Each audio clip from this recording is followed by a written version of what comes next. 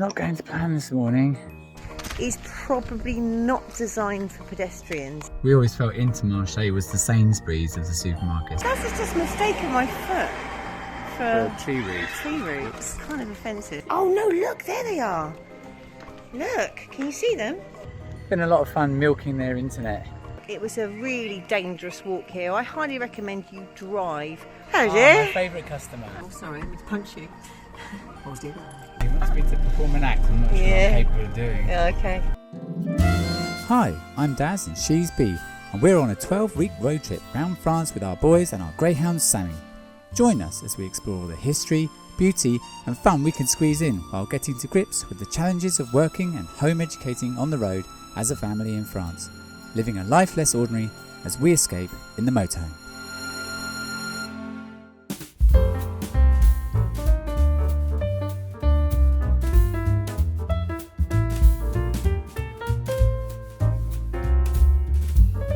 Good morning, bonjour, everybody. So this morning, as you can see from the sign behind me, we're at the Roque St Christophe, which look wonderful coming in. And obviously, there's a bit of a squeeze between the rocks for Stampy, but we made it. Had a beautifully quiet night here in the middle of these two great big rock faces and all this wonderful greenery. And this morning, actually, I could do the jumper, whereas yesterday, I felt like just living in a river because it was so hot.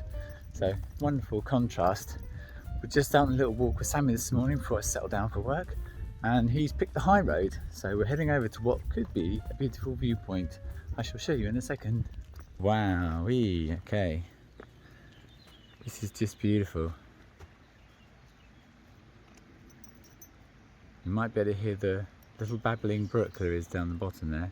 Hold up, Sammy, he's keen to move on.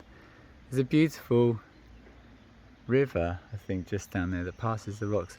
And if I zoom in, this is the cool thing about this place. So that bit in the middle there, that's somewhere you can go and visit. Just as I start to enjoy the quietness and the beauty, somebody starts up a leaf blower. What is it with leaf blowers? Huh? It's just like they've got to sort of make a point, haven't they? Just wish they wouldn't make it at this early in the morning. Judging by these shots, it looks like Daz chose a pretty good day to walk the dog. Well, good morning everybody, and we have woken up in the middle of the forest. It's a free park up. Couldn't look more like travellers, could we?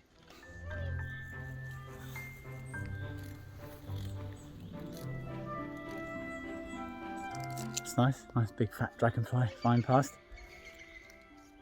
Whatever that was. Leaf blowers have stopped. I think I'm going to be haunted by leaf blowers.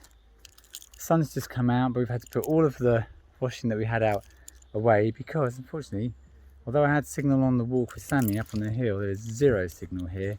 So Bea and the kids are going to head off down to the place we've come to visit here, and I'm going to drive around the corner to another camping car place where I hope there's a bit of a signal. Unfortunately, Indy, who tried to make some cookies this morning, something he was quite keen to do, managed to use the very last bit of the gas. So now our fridge is slowly defrosting as well. So it's not going to plan this morning.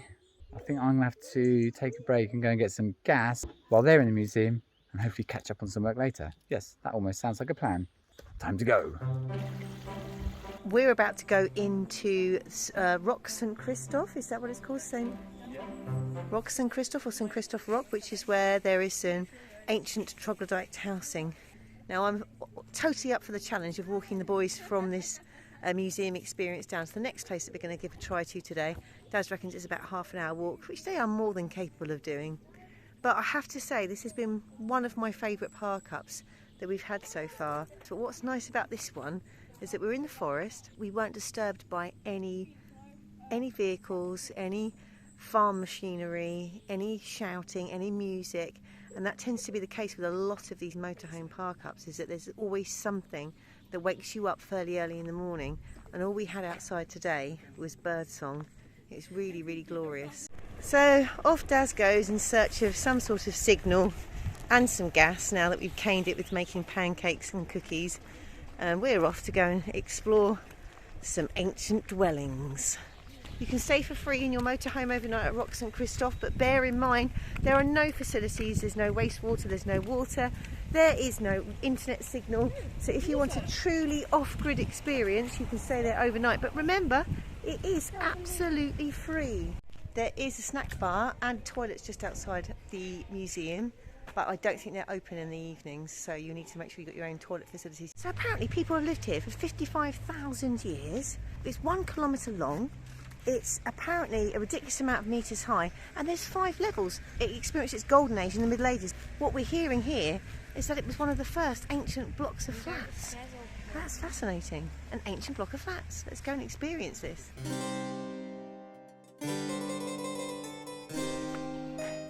So I'm guessing this guy is here because this was once a medieval fortress after it had been dwellings for thousands and thousands of years.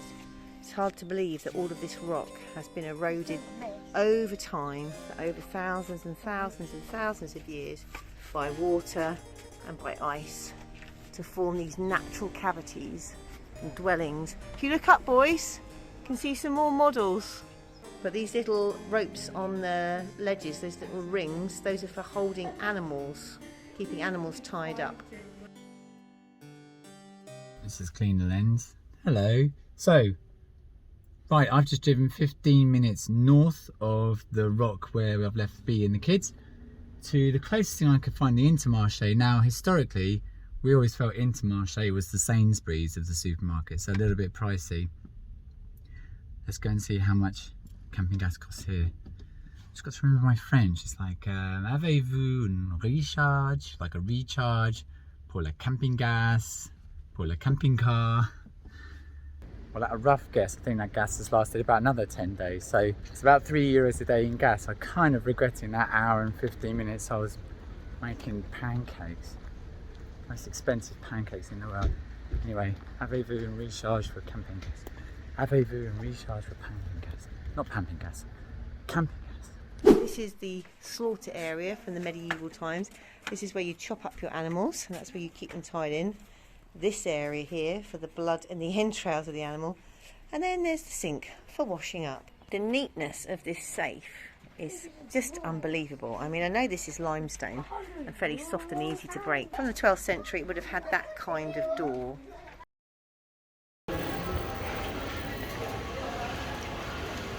Bonjour. Avez-vous un recharge pour le camping gas ici? Oui.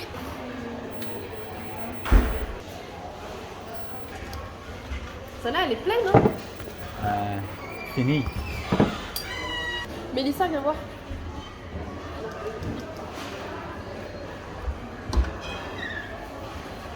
I don't know what's happening. Mais celle-là, là, non, ça veut dire que c'est plein. Non, je ne parlais pas beaucoup français. On n'en a pas, sorry. Non, on n'en a pas. No, okay, merci. Hey, that's disappointing. I think because it's got the red seal on top. Well, that was hugely disappointing. After looking at the bottle and going out the bag, then grabbing another member of staff, going out the back, saying something else in French, to which I had to respond with, I don't speak much French, sorry. There was a lot of pointing at the red tag that was still around the top, but I showed her, I said, c'est fini, like it's finished, and shook it because it's liquid petroleum gas, so you should sort of hear it, I think. It's definitely empty. But the answer was no, so I don't even know how much it might cost to get it from here, but I can't even get it from Intermarché. So hopefully now we're in civilization, I've got a better signal and I can find a supermarket just down the road, or maybe a camping car place, but somewhere where I can get some gas. Otherwise, Indy's biscuits are going to stay raw and all of our fridge food is going to heat up. So I had to look up troglodyte. It kind of sounded a bit like a derogatory term, which it is.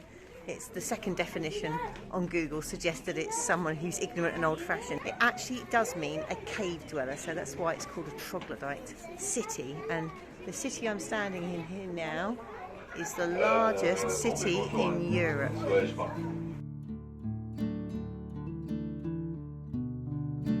Hard to believe that there was even a church in this system. So this is just before the whole place was destroyed in the 16th century.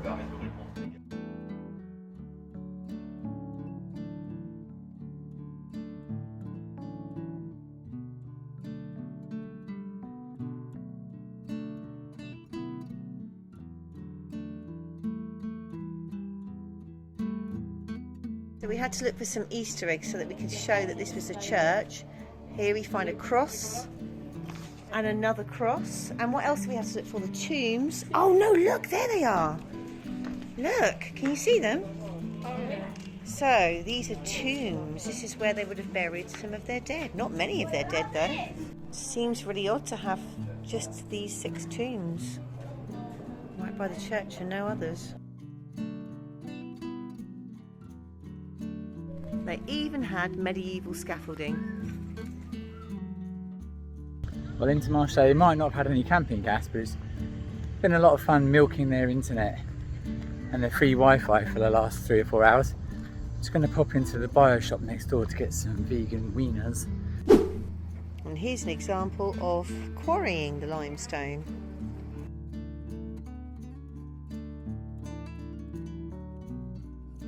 Can you see it? That's all been carved out of the same piece of rock.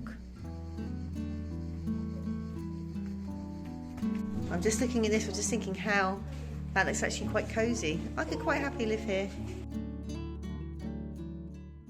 Okay, so my technique this time was to type the whole conversation out in Google Translate and just ask her to read it. To which she responded with her phone and spoke into it with an English translation, which wasn't great. But apparently, third exit as we leave, and the garage is on the right, where we can get a gas exchange. Strangely, they don't have it in store, and yet I feel we bought one from Leclerc before, but maybe it wasn't. Maybe it was CPU, maybe it was Intermarché. If all else fails, there is another Intermarché. I've noticed the Decathlon over there, but it's Decathlon Essential.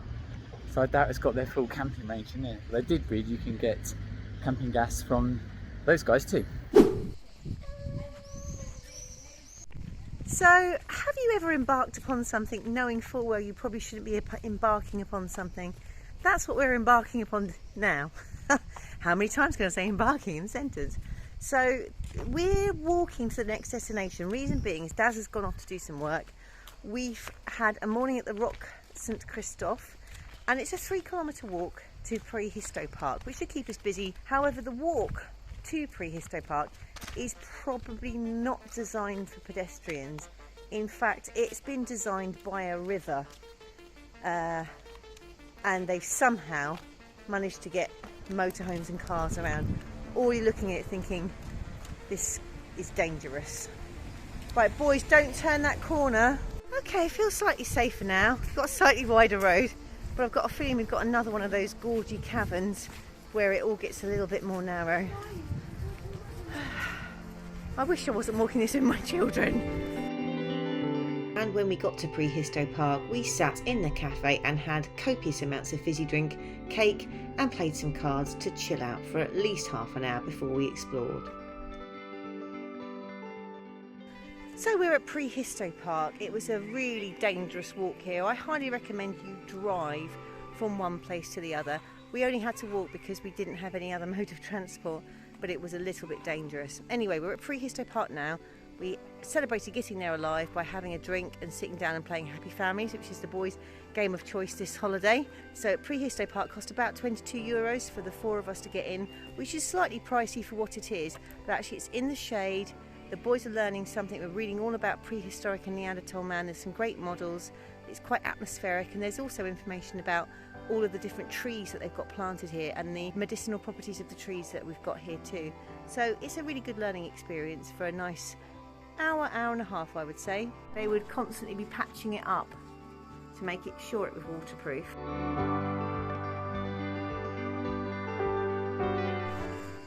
So the man that was working here said when we came in that this is a little valley between 2 cliffs, and I can see the cliff on that side and I can see the cliff on that side, so it does feel really cool and calm in this little lemon-shaped glen. Oh, that's a bit scary. We're currently looking at stinking hellebore, Helleborus fetidus, and apparently it used to be used for madness, but it's not used anymore because it's the danger of intoxication. It can kill. Eee. We've been hearing about this poison garden that's up in Northumberland way that the boys really want to go to. Or there's been news that's how many people have fainted? I do not want to go to this garden. What's it called again? the poison garden. 32 people have fainted this year and 5 vomited everywhere. Oh my I want word. to go there. All medicines come from plants. So there we go, we've got our difference between the Neanderthal man and the sapiens, or the Homo sapiens. And actually they did live together for about 10,000 years in the Middle East. So it's a fallacy that Neanderthals are not as bright or intelligent as the Cro-Magnon or Homo sapien. It was just a cultural exchange when they met for those 10,000 years, and there was some interbreeding as well. And they do have the camping gas, and you just go and pick it up. They don't take your old bottle off you. You bring both bottles to the cashier and she does the swap there. This time the gas was 37 euros, which I think is the most expensive so far. Oh well, beggars can't be choosers. Yeah, taxis arrive. Hey Samsam! Hello dear. My favourite customer. Oh, hi. Yeah, well, apparently I should have got a taxi to Prehisto Park because it was very dangerous. I've just been looking at the road, judging the, especially the bit where the tarmac finishes and then the cliff There's starts. nothing, it's horrible. Down towards. Oh my gosh, it's a sweat fest, and tomorrow it's going to be even hotter.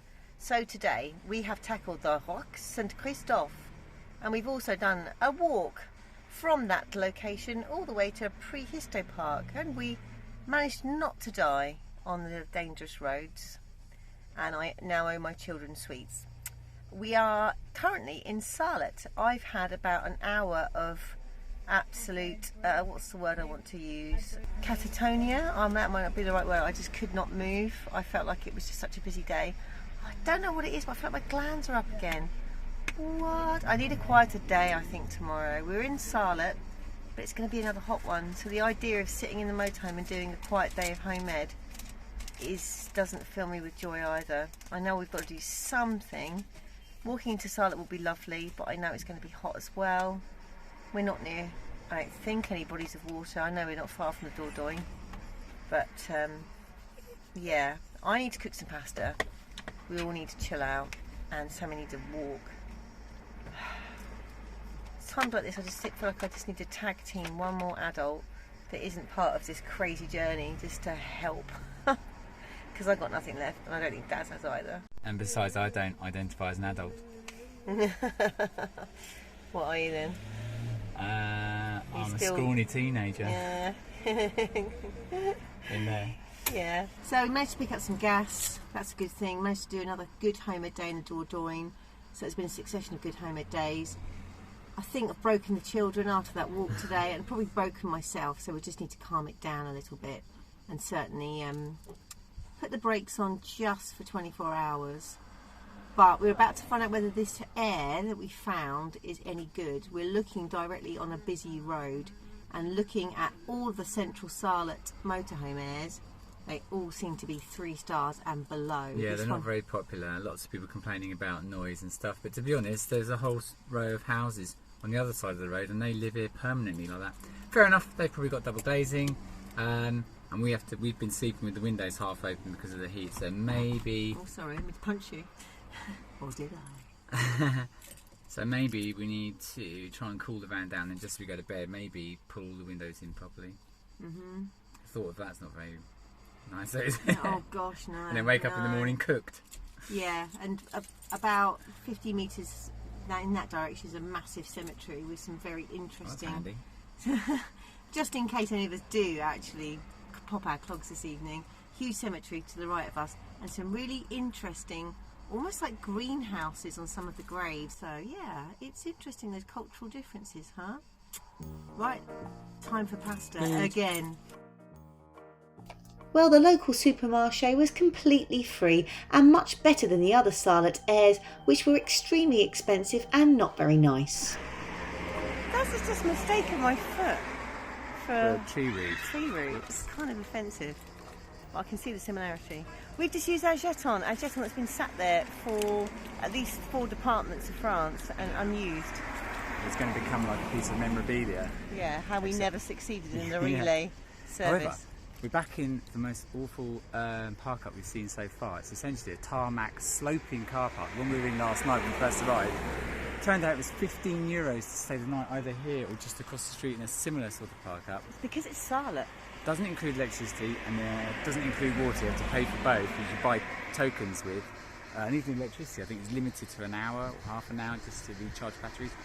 Turns out you can park for free at the Carrefour just up the road, or if you don't park tonight, there's a lovely little farm just around the corner, and the owner even came round the car park of Carrefour handing out leaflets where you can go and stay, and we're going to stay later on tonight. But what I do love is that we were able to still come back to this car park and use their grey and black waterways, and then finally use our jet on to get some water. And once we were full, a lovely French couple who's pulled up just alongside, we let them have the tap and they're getting the rest of the water out of it. So yeah, it's kind, it's nice. Daz is very good at sort of like catching the conversations, that's whereas all. my brain takes a little while to just get back into the zone. Wow. So 10 minutes into town that way. Oh, hello. And this is a very unusual little ad that has been advertised by a man putting leaflets on windows in the car park. So we're giving it a go. Apparently he can sell you wine, other lovely things. didn't we say the Dordogne reminded us of Wales? Yes. And this kind of very hilly. this single track into a place that we've got to get a 3 metre high vehicle. Very narrow. Very, Yeah, it's just reminding me of Wales. Well, to be honest. And here it was, another free park up with the promise of local delicacies and wine for us to purchase. What could be better? Okay, this haven of tranquility, as it's described, it's a little bit more like a garage and a hard standing. I can see the fruit trees from which apparently they get their wine that we can, no obligation to, but we might feel that we should do, to be polite, buy some wine. I mean, I'll drink it just to be polite.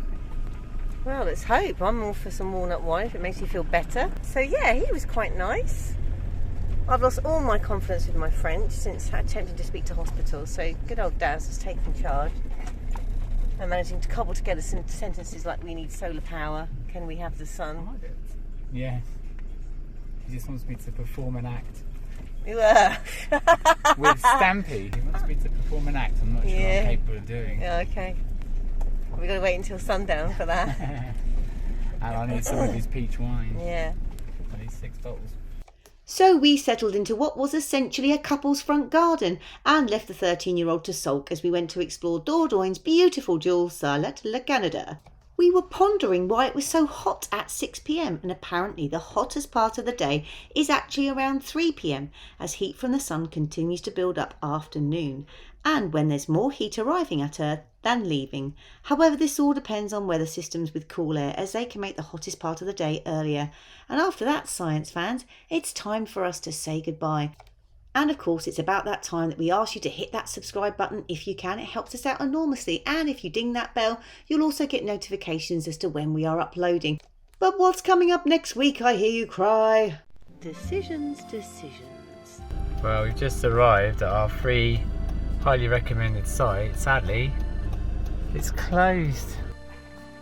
He's very chilled. Just waiting for sunset so that I can catch the beautiful town of Roquemador. Stand back. I kind of feel like this is probably the most beautiful town that we have visited. And if you want to find out how we found that gem, you're going to have to tune into our next video. And rather than ask you to subscribe again, please go and check out our French playlist videos, as we've now been in France for just over a month. There's plenty of amateur motorhome shenanigans to get your teeth into. So until our next escape, thanks for watching.